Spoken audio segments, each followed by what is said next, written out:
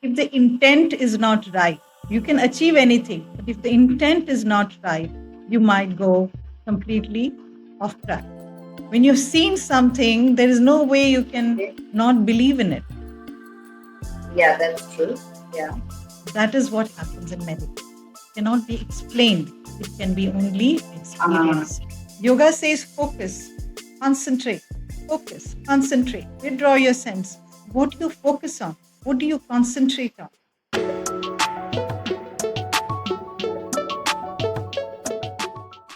Hello, everyone. A global namaste to you all. Welcome to the Yoga, Body and Mind podcast. Have you ever wondered about yoga and didn't know where to begin? Join me in my journey to discover this ancient enigmatic practice. My name is Sneha, and with me today is our wonderful wellness expert, Shubha. Let's get back to what we were talking about now. That we've had a yeah. little break. Okay. Yeah. So now we were where were we? We were in the Vedas. Okay. After the Vedas, there's somebody called Gautam Buddha. Okay. He came into the fold of yoga. His name comes prominently in the practicing of meditation, basically. So that is where his contribution is yoga. And that was around 300 BC. That is when he was born to a king. He happened to be a prince when he gave up all his uh, kingdom and went into the forest. He went into the wilderness to find the concept of consciousness. What does all this mean? He couldn't understand anything. So he went into the wilderness and sat still for days and months and years. However, he couldn't find it until he reached a particular place called the Bodh Gaya, which is in the north of India. He sat under a tree and decided that until I understand what this is, I'm not going to move from here. He is the one who has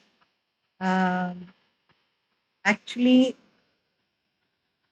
explained, realized it,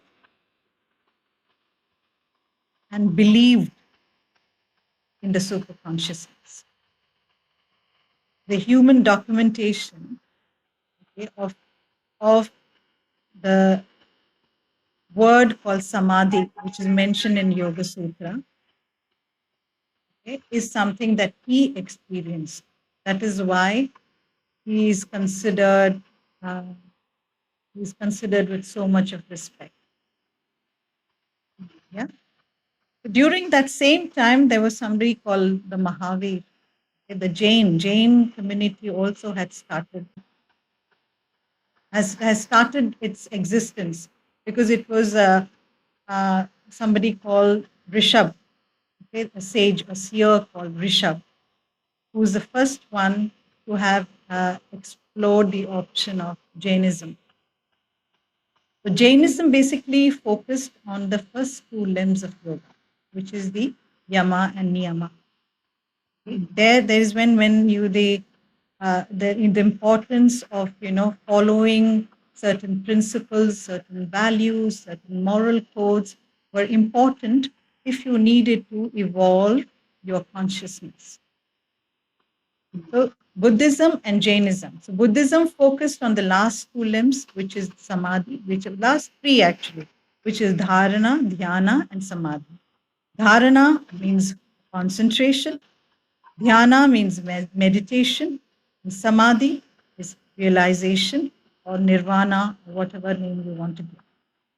It's the final destination of meditation. And Mahavir focused on the path is the same. Okay, it is just the focus was different.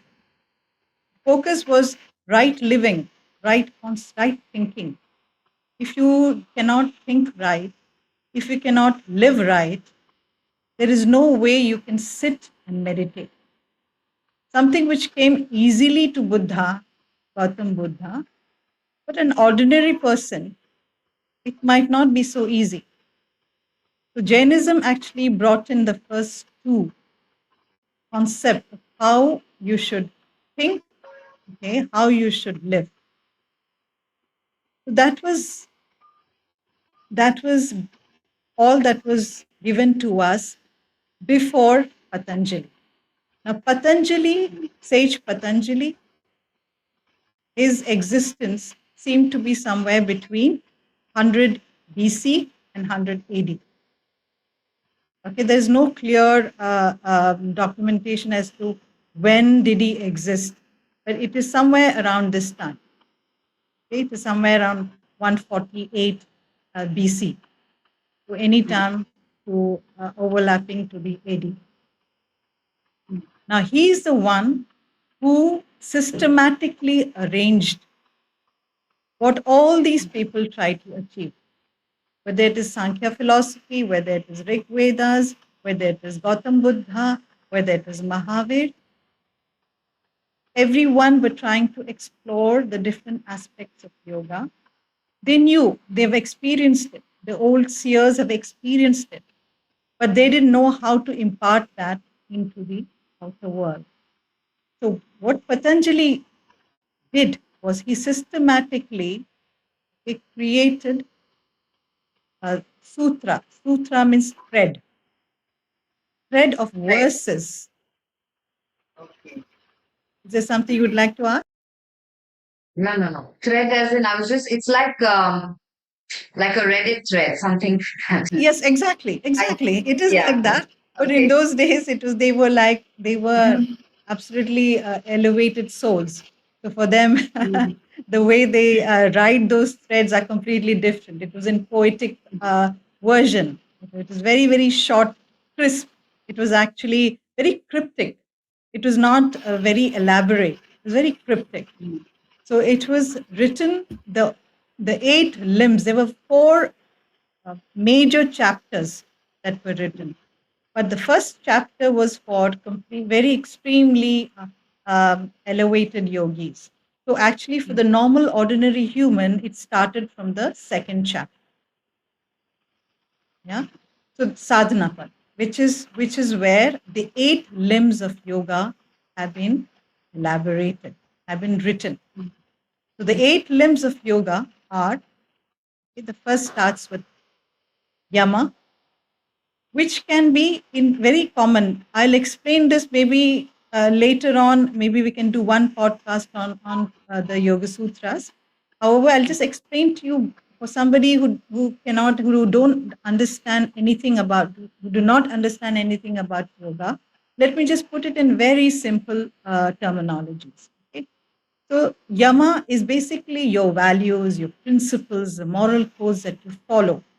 Okay, because the mind is all about, if the intent is not right, you can achieve anything, but if the intent is not right, you might go completely off track. So the first thing that you need to do is have principles and values in place. What principle, what values you create for yourself is very, very open, though they have given us 5 of them, which non-violence is one of them. Okay. So I don't want to elaborate on it, but I'm just explaining the essence of what yama means. The second one is niyama. Niyama is discipline. You need to have a disciplined life if you want to take care of your body. Your body is the vessel that you use to live this life. So how do you take care of this body? The third is asana. Asana is the exercise part. Now, in Yoga Sutras, asanas are just, there's only one pose which is Bhadrasan, which he has even mentioned in the Yoga Sutras. Because the asana in Yoga Sutra is for remaining still. How do you sit still? How do you still your body?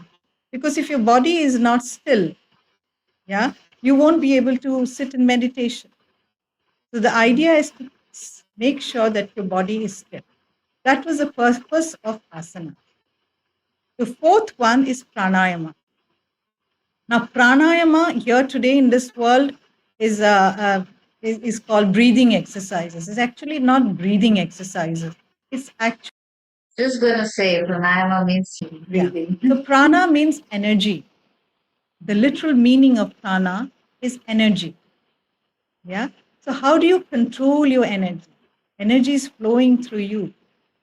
Okay? How do you use it in a positive way? How do you learn to access your energy? How do you learn to control your energy? How do you learn to release your energy? That is the meaning of pranayama. Okay? The fifth one is called pratyahara. Hara means food. Okay? The senses, taste, food. So what is it? It's senses. So how do you withdraw your senses? We spoke about the senses last time, how it can create havoc in your life. So how do you withdraw those senses inward? Then comes dharana. Dharana, the meaning of dharana is concentration, focus. How do you focus on something? What do you focus on? Then comes dhyana. Dhyana, literal meaning is meditation. So when you learn to do all these steps, okay, dhyana happens by itself most of the time. But the length of the period that you sit in dhyana keeps increasing. Then last one is samadhi. Samadhi is what Gautam Buddha attained. Samadhi is complete realization, complete unification to the superconsciousness. Consciousness. That is samadhi. Now, all these 8 limbs can be used however you want it, for whatever goals you want. So there's no chronological order to the 8 limbs. Why? Because you cannot wait for one thing to happen to start the next one. You have to parallelly practice all of them. That is why I don't like to say that it's 8 levels, 8 stages, because then it becomes like you have to go step by step. You can't do that. Right. Yeah, that makes sense. Yeah. You have to parallelly practice everything. As a human, I have to think right. I have to discipline my life. I have to do all that parallelly. I have to learn to kind of keep my body fit. I have to learn to sit still. I have to learn, understand, okay, what is my breath? How do I breathe? How do I control my energy? All that has to go parallelly, especially the first 4 segments have to go parallelly. There is no way that you can start something, one thing you say, okay, I've achieved 100% on that, and then I'll go to the next. No, it doesn't happen, because when you start practicing the first one, the second thing comes to you. Okay, it motivates you. So parallelly, you are actually practicing all of them together until the dhyana. So from dhyana is where the change starts. When you start, you can sit in dhyana for 2 seconds, then it becomes 5 seconds, then it becomes 1 minute. Then at some point, you can sit for 10 minutes, then 30 minutes. It evolves. And then you reach a stage where you go into complete unification with the superconsciousness. Wait, I just wanted to ask the question. So, how do you know that you are in the state of dhyana or meditation? Like, what are the characteristics? Like, let's say I've been following I've been trying to follow the 8 limbs of yoga. When will I know that? What do you mean by dhyana in the sense? So Like, what I does that think Gautam state? Buddha had the answer for it. When he Okay. realized, okay, when he kind of reached that state of mind, what he said was, what he believed in was, what he said actually is, usually it's seeing is believing, which is science. Yeah. But when you reach a place where you start believing what you have seen, are you getting me? Believing what you have seen. No, what do you mean by that? because you start believing in what you have seen. When you've seen something, there is no way you can not believe in it. Yeah, that's true. Yeah. That is what happens in meditation. It cannot be explained, it can be only experienced. Okay, okay, I get And it. when you are in that state of mind, you will start believing it. And then you want to impart it to others. That is how all these philosophies, all these Vedas were written. How do we impart this to people? How do we tell people this is the miracle? This is the beauty of uh, being in one with the super consciousness. Yeah. So that is samadhi. Samadhi.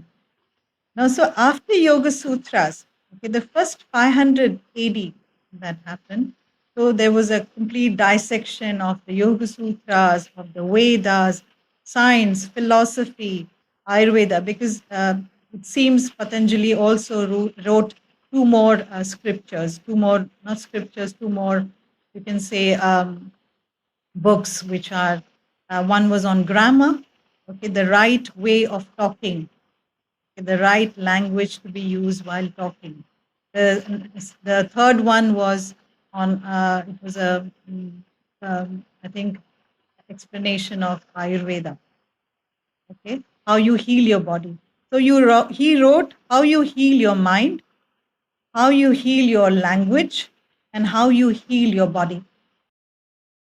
That's very interesting that language is a part of that, you know? How you talk, the language you Yeah, that's use. really interesting. Yes. Because Rig Veda's mantras, the mantras and the hymns were created. All these scriptures were created so that you start talking the right language. Because it's a part of your senses, conversation, like mouth, what you say, okay, is also part of the senses. The mind is listening. The mind does not know what is different. It doesn't know that this is right or this is wrong. Whatever you say, it believes.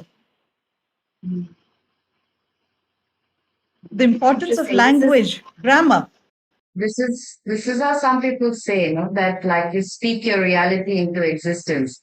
Now we have a lot of videos and coaches who teach us about manifestation and things like that. So this is, I guess, a similar concept, that your language has to be very important because you need to watch how you speak to yourself or about yourself and to others. Exactly, exactly.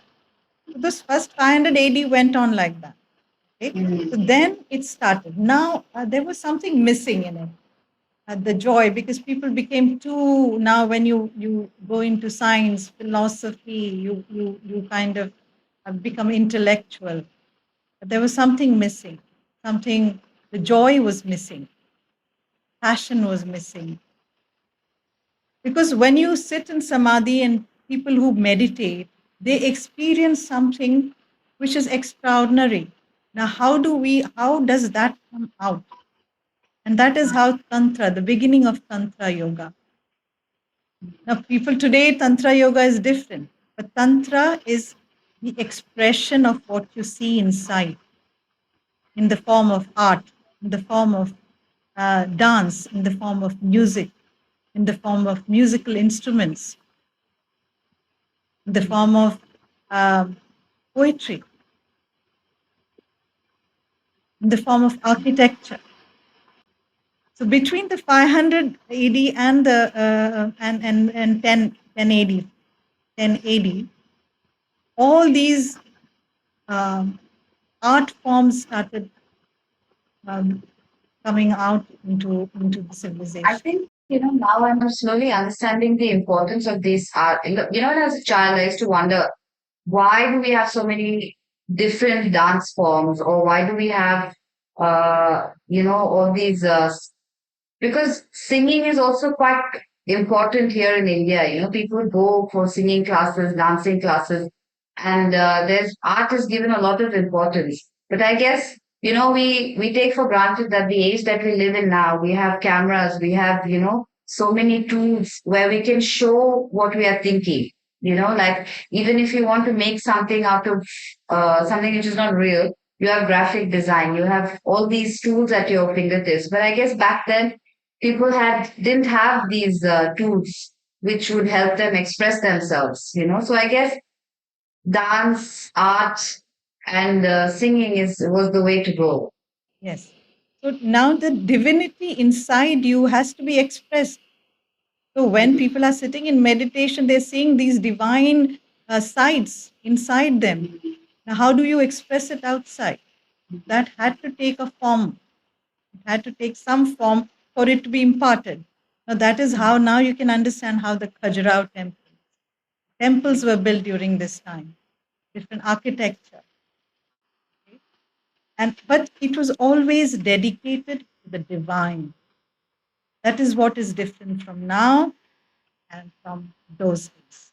Was everything, every art form was dedicated to the divine, whether it is Purusha or Prakriti. Because the concept of Sankhya philosophy in Tantra Yoga is a lot. Because the idea of Prakriti, that is the feminine energy, okay, that is why in Khajuraho you see feminine energy, feminine uh, sculptures that has been given so much of importance. Because the feminine energy started taking form, the Purusha started taking form in the form of art. So in that period is when all the architecture that we see now was created. All the art forms, the classical music, classical dances, the paintings, sculptures. That is a time when it was in a completely full swing. And that is when Mind Adish. blowing. Yeah. So Tantra Yoga is an important aspect, but people don't understand it because today it is the name has taken a completely different completely a different how do I say that? It's been defamed. I can Yeah. say that. It has a negative connotation related to it. Yes, it has. Yeah. But that's because people don't understand. And in Tantra Yoga is where the concept of the Kundalini energy, okay, was first understood. Again, people are experiencing this inside them. Now, how do we express this outside? That is when the Kundalini energy was explained. Okay, the whole concept of it was explained very very specifically, and but that you don't hear it much in the northern India. It was actually in Tamil Nadu that the word prana was used a lot. The Ida Pingala, Sushma Nadi, the three nadis, the three channels that you have. Yeah. During the same time that something called the Hatha Yoga started coming into the picture. Now, as we were talking about, Tantra Yoga, wherein the art forms, because the divine inside you had to be brought out. Now, in the same way, the physical body, this is the vessel that we have, that we carry in this world. Now, the importance of this vessel uh, started becoming more people started becoming more vocal about it. So Gorakhnath, who was one of the yogis, is the one who brought about Hatha Yoga into the world. He was the one who initiated the practice of Hatha Yoga. So it is between 8 AD and 12 AD that Hatha Yoga became very prominent. However, in Hatha Yoga, there was no documented proof. There were a few uh, diagrams about it, some photos, drawings about some of the poses, but the actual documentation of Hatha Yoga happened in the 14th century. So, one of the disciples of Gorakhnath is the one who documented what Hatha Yoga meant. And in that Hatha Yoga book, is where 84 asanas were described. Today, what we call as modern yoga, that is where the asanas are given so much of importance, comes from that 14th century Hatha Yoga text. So it was called Hatha Yoga Pradipika. So today's asanas are all based on those 84 asana which has been described in that particular text. Again, Gorakhnath came at the right time. He was the one who introduced Bhakti Yoga into the fold. So now Bhakti Yoga started from somewhere around 14th century until the 20th century. Even now it's on. So Mirabai, okay, Kabir, all these people were the epitome of Bhakti yogis. So, what does bhakti mean? Bhakti, the meaning, the literal meaning of bhakti is devotion, devotional yoga. That means you are, okay, again, it comes to the senses. Now, yoga says focus, concentrate, focus, concentrate, withdraw your senses. What do you focus on? What do you concentrate on? So for an ordinary human being, what do you, if you're not an artist, what do you focus on? So you create a divine form, okay, which you think equals a super consciousness, and focus your attention on that divine form. And that was the easiest method to reach a state of meditation. For those who started practicing bhakti yoga, it became easy for them, especially those who have ordinary jobs, 9 to 5 jobs, people who are workers, who are uh, living a very domesticated life. They're busy looking after their families. They're busy looking after things around.